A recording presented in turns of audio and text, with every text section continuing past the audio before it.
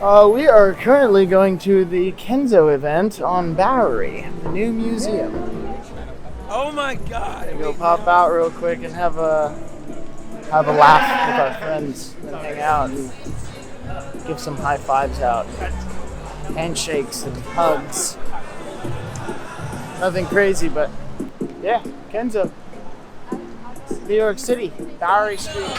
Nike box full of $100 with no insoles. The crack era was such a black era. How many still standing reflected in that mirror? Lucky millionary players ain't been coached right. Master recipes under stove lights. The number on his jersey is the quote price. You order Diet Coke, that's a joke, right? All you niggas get it off the boat, right? But only I can really have a snow fight. Detroit nigga challenge, what's your dope like? If your man's bigger, step it up to ghost life. Yeah. Shout out Nebo. Kenzo. DJ Drama, what's up? Yeah. NYC. I know Nebo out this noise. So get that too.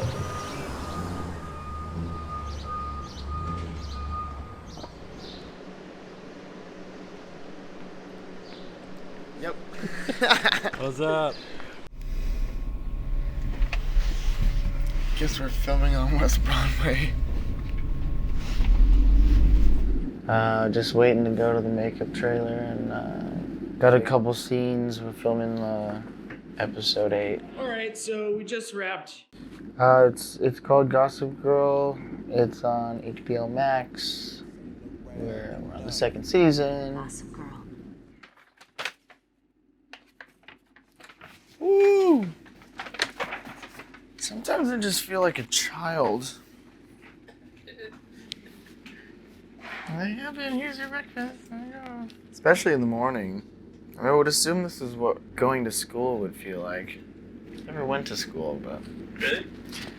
No, I didn't graduate high school. When I moved from Hawaii to beautiful Costa Mesa, California, I don't know if I promised, but I told my mom that I was going to get my GED because I didn't do my last year of high school.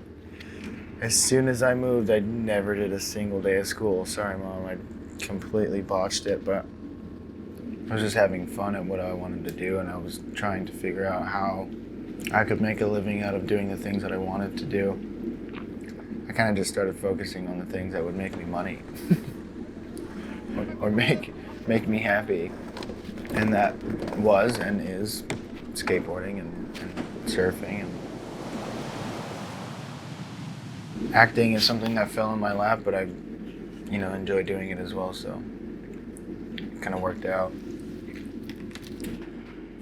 Dude, honestly, it was so crazy. Like, the showrunner Josh Safran called me one day and he was like, dude, we're kind of like, forming the characters for the show, and your face has been on the mood board for, character development, I guess. And he was like, we would love it if you submitted a self-tape. And it was just so crazy of an experience, just because it was my first experience, but also like the people that I filmed with, my co-stars, is like they've done other stuff before, so they knew how sets work, they knew kind of the terminology. It was just such a bizarre first experience of like showing up, getting tested like 5 times a week, and having to be like in your room basically the whole time, having a mask on basically the whole time until you're literally, when they call action, you take your mask off and do that. So it was just such a bizarre like first experience for me to dive headfirst into this industry. I relate to the character, so it's actually pretty okay. I kind of just tap into my own self in a way. He's just a kid going through the motions and figuring things out as he goes. Yeah, it's challenging, which is cool, because if it was easy, it'd just be boring. But the more you do it, it's kind of like a muscle memory, and you kind of start to get better at it. It's just like reinventing yourself at all times. It's like, you got to detach from who you are as a person in the real world and really get down into however the character should be or however you feel it should be. So it's fun getting to like play something else and not have to be Evan all the time. You good? Yeah, man. Morning.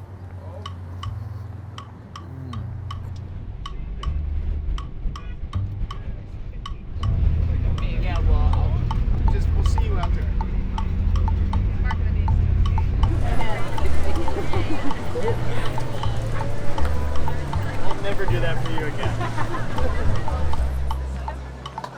Basically just take like the Energizer Bunny, put it on a skateboard. That's pretty much it. He's never been one to just stick to one thing, and I think that's what makes him pretty unique. The average person would probably get pretty overwhelmed with the amount of things that he tries to take on at once, but I don't think he would have it any other way. He really is just another kid at the skate park at the end of the day, and I think he really identifies with any kids that come rolling up.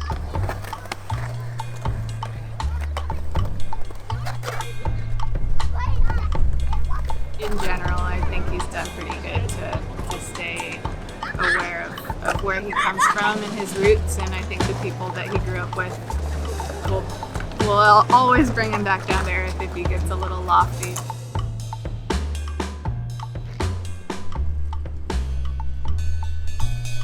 We're from the North Shore of Oahu in Hawaii. It's a small corner of the world.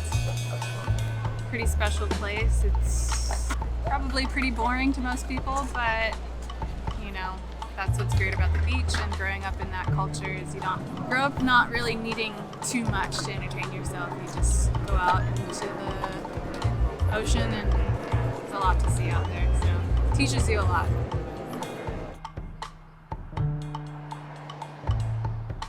Hey. This is the North Shore of Oahu. This is where I grew up for 18 years of my life. The first 18 years. We're just going down memory lane.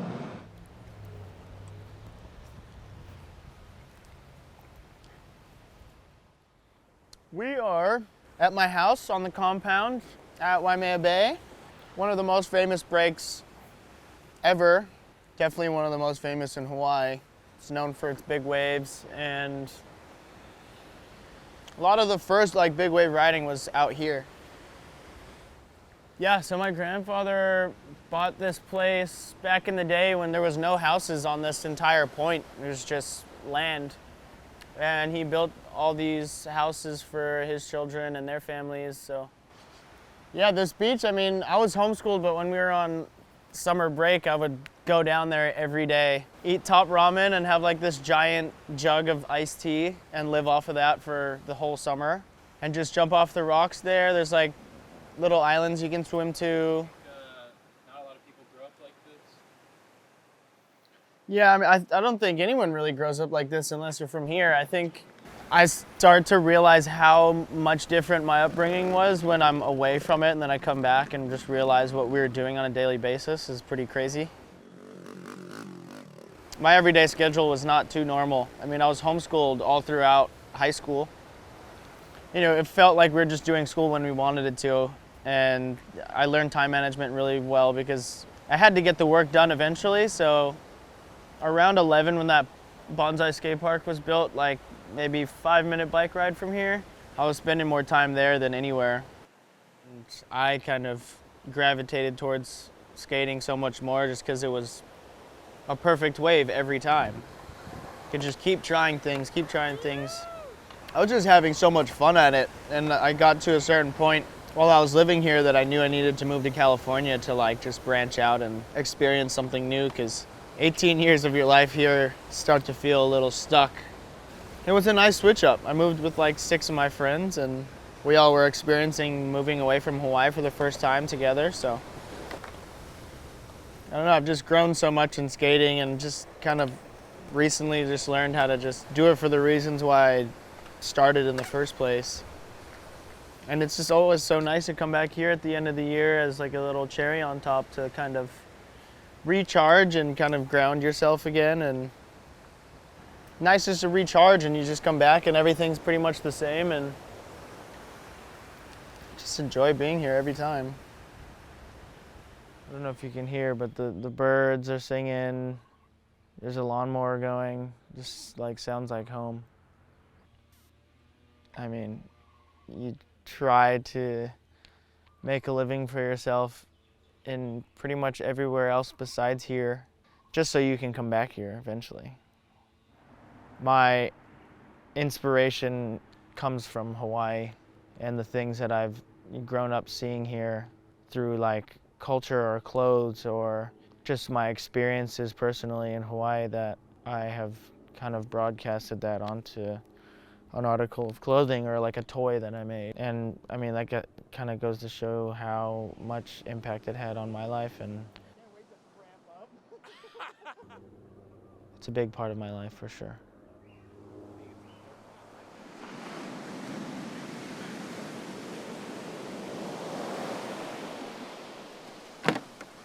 Come on, Uncle Billy.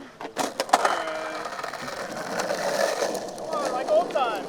I know. Heckling starts now. We just entered court. What's the story here with this spot? Dude, this is the place I spent more time than I spent at my own house. Oh no, it's good to skate with this kid. I used to pick him up on the way to the park every day. Like, Yeah, he would pick me up every day. fucking, he's sitting on the wall at Waimea, just like swinging his legs. Just waiting for his car to go by. All right, let's go. Team Mission, Mexico trip. My entire family comes to the skate park every time I skate. They've never not been here.